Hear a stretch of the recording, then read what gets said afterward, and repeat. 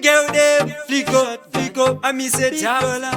tap diriko ndopedza masports welita GL ona mwana ari mugete ane palm shot anzi pindai yenyu amushande passport pandaitaura iye wandaingoti anotonga moyo wangu kunge high court anorira munzeve dzangu kunge iPod inini naye takawira kunge Leopard ndinomuda sechimbuzi nine typhoid mumwoyo mangu anotonga ndiye landlord akatora moyo wangu mufunge ameno chinoita kuti ndimufunge kusona moyo wangu tunge mutunge kana asipo hapana chandingafunge katep kangu dai uri bhutsu uri size yangu semapendekete karipo side pangu inokada zvakafanana nelife yangu katep kangu tawira mutswanda mangu semapendekete karipo side pangu akuzi kutamba hisi jive yangu ahandiputse anondivaka sezvidhina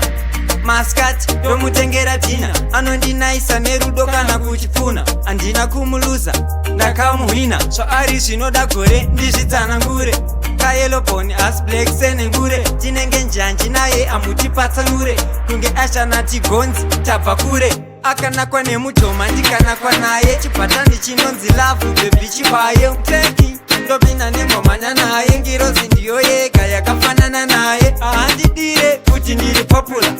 pamedzi dzerudo ndiye fomula ndinomuona ari kure painokula kumuda kuri kufaini ndokula katep kangu dai uri bhutsu uri size yangu semapendekete karipo side pangu inokada zvakafanana nelife yangu katep kangu tawira mutswanda mangu semapendekete karipo side pangu akuzi kutamba hisi jive yangu zvese bo fesi nechimiro sadza nenyama mundiro paari ndakazvipira senge mupiro ndakamuzuma kamunakiro angori bo fesi nechimiro